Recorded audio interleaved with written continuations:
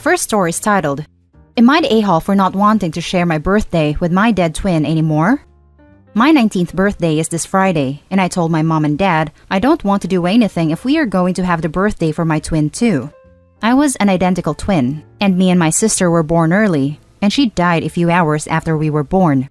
Every single birthday since I was little has also been a birthday for her. We go to her grave and put flowers on it, and every gift has always had both her and my name on it. Mom gets really sad and always cries for a long time, and I have always felt overshadowed on my birthday. The grave visits and flowers and all have always been mandatory, and I was never allowed to have friends over or have a party until after we did it. I want to go to dinner with my boyfriend for my birthday at his house, and then I'm going to watch movies with my friends. Mom is upset I'm not making the hour-long drive Friday to do the grave ritual and is really sad. And my dad is making me feel guilty since I'm their only living daughter and stuff. I told my mom I don't want to share my birthday with a sister I never even knew, and I'm done with sharing with a ghost, since this has been my entire life. My parents are really upset, and now I feel really bad and maybe I should suck it up, but I am just so sick of it. Edit. Okay, so I didn't expect this much attention, so I'll try to answer some questions I've gotten a lot of. First of all, I don't live at home. I live on campus, which is an hour away from my hometown. Second, I don't care if my parents go. They can do whatever they want, just without me. I've hated going to the cemetery since I was like 13 and realized how weird it was. But my parents were very my house, my rules about going. I don't like standing over the grave of a dead baby just to pretend to feel sadder than I do. I know it's hard on my parents, but I just want to have a birthday without being guilted by them. My mom gets quiet and cries a little whenever my sister is brought up, and it's turned up to 100 on my birthday. She died the same day we were born. It sucks seeing her like that. I love my parents, but you can love someone and not like their choices too. Also, I have about 10 unopened messages right now. I won't be reading them. 2 of the ones I got earlier were really mean, and one said I should have died instead, so screw off. Not reading any more DMs. Don't waste your time. If you're afraid I won't see your opinion in the comments, try getting over it. Now for the comments. Not the a-hole. Maybe I would look at this differently if you and your family had actually known your twin, but they basically died during birth. That is truly awful. But you never had any connection to them, so sharing a birthday with them is almost a bit morbid. Like instead of having a fun day with activities you get to choose, you get to have a memorial instead. That's a bummer, and I can understand why you want it to stop. I know it must be hard on your mother, but maybe she should start respecting the feelings of her actual living child. I agree with this so much. I try to be understanding when it comes to grief. I never lost a child, so who am I to judge? But putting the dead baby's name on the living one's present? That's just weird. It sounds like the mom never processed her grief completely, and now she's not grieving. She's wallowing. That is not healthy for anyone. OP, you are not the a-hole, and I hope you have a very happy birthday. I also feel like the family could visit the grave any other day of the year. It's not like it has to be on the birth date. They are choosing to make everyone of OP's birthday a sad day for them instead of letting them enjoy it. This was my exact thought. They could celebrate the daughter they have on her birthday and memorialize the one they lost on the following day. Instead, they're choosing to prioritize the lost over the living. It's terribly unfair to OP. The one day, literally, that should be all about her is instead all about a ghost. Giving her gifts with the deceased baby's name on them makes OP a mere proxy. Go reclaim your birthday, OP. Find a way that makes you happy because you deserve that. Her parents should be celebrating the fact that OP survived instead of mourning the one that sadly didn't make it. Not the a-hole. Your parents need to move on. I'm not saying they shouldn't still be sad on the day, but forcing you to share your birthday with a dead sister isn't healthy after 19 years. Now for the next story. Am I the a-hole for asking to have my deceased brother's room? My brother passed away at the age of 16 when I was only 9 years old. I'm now 16 and I share a room with my 14-year-old brother. I hate sharing a room with him because I can't change in my room because he's always in the room playing video games. When he has friends over, I have to sleep on the couch, and I just don't feel comfortable sharing my room with a boy. My mom has a room where no one is using. But it was my older brother's room that she still hasn't even touched. Everything is in the same place he left it in. Even the garbage he left on the floor. His garbage is still full and his bed is still unmade. She doesn't allow anyone to go into that room. If you even go one step into it, my mom will ground you. I love my brother, but I don't think leaving his room in the same place it was left in before he passed away is going to bring him back. I recently asked my mom if I could have my brother's room. She got really angry at me for even asking. She told me that I am being selfish and that if I touch her son's room, she'd send me to live with my dad. I told her I'd rather live with my dad because I have privacy there, which really didn't help the situation. My aunt sent me a message saying how I'm an awful person, that losing a child is one of the hardest things to deal with, and if me sharing a room helped my mom, then I should just deal with it. Am I the a-hole for asking my mom to have my older brother's room? Now for the top comments. Info. Am I interpreting the situation here correctly? Are you a 16-year-old girl living in the same room as your 14-year-old brother? Yes, I am, and I honestly do not like it. Are you in the US? If so, that's straight up not legal, as well in certain parts. If not, I'd definitely try to move in with your dad if possible. Honestly, I'd be doing that no matter what. I'm in Canada. Not the a-hole. She is making a 16-year-old girl share a room with her 14-year-old brother when there is another bedroom available. That's not cool. Holding on to a bedroom for this long untouched is not healthy.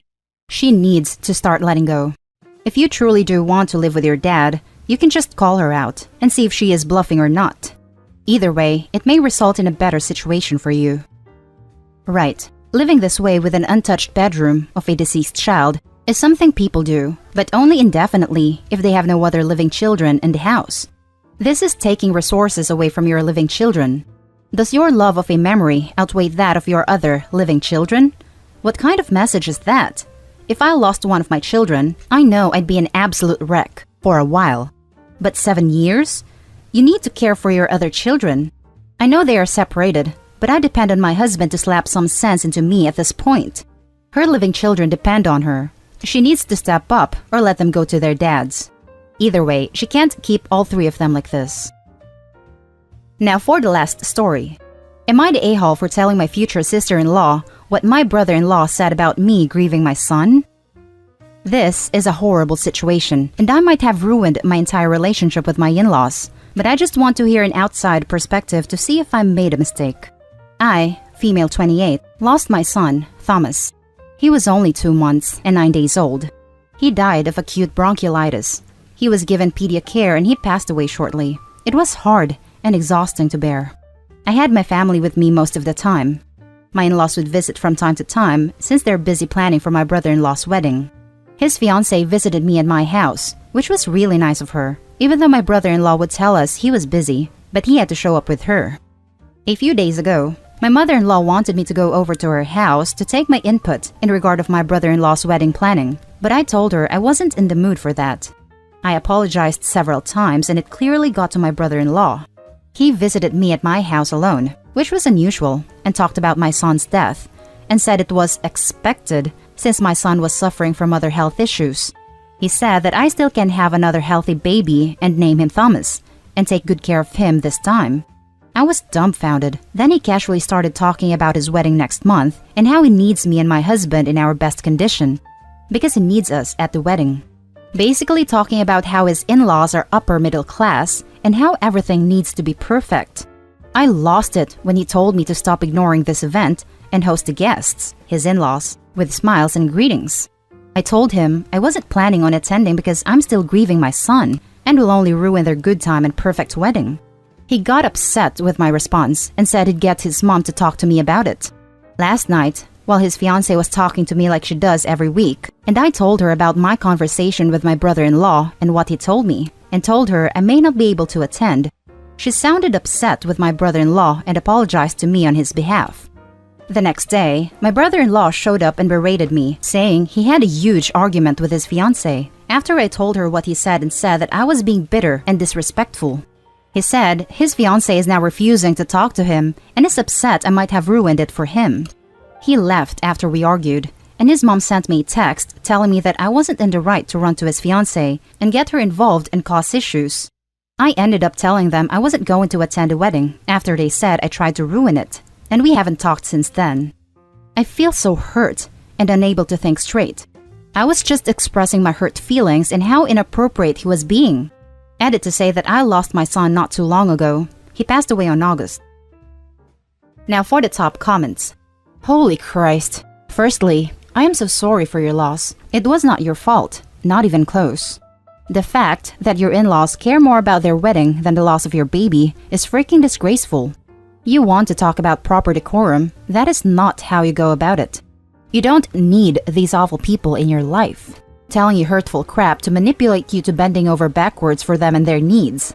Screw them, not the a-hole. I can't imagine this happening to someone in my family and having any reaction other than, "We are so sorry for your loss and we are heartbroken with you. You are absolutely welcome to still attend our wedding, but if you're unable to participate in planning or to attend as you grieve, we absolutely understand."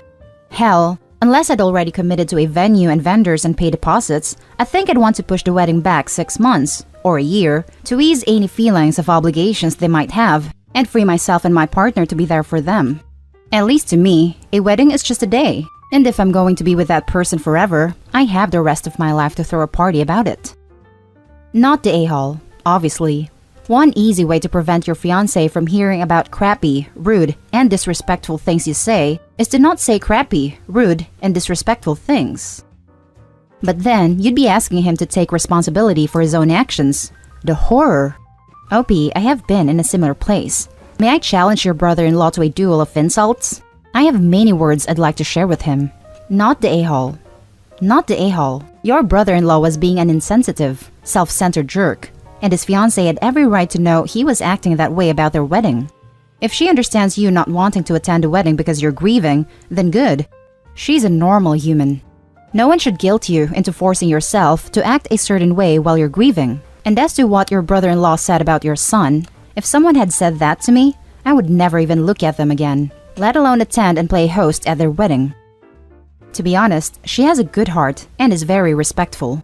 It's clear to me that my brother-in-law acts differently whenever she is around, and it's not okay, as he seems to be having two-faced personality and attitude. And that's the end of this video, folks. As always, leave a comment and hit like and subscribe. And if you want more of this content, turn your notification on to get updated on the latest videos. And I'll catch you in the next one. Stay safe.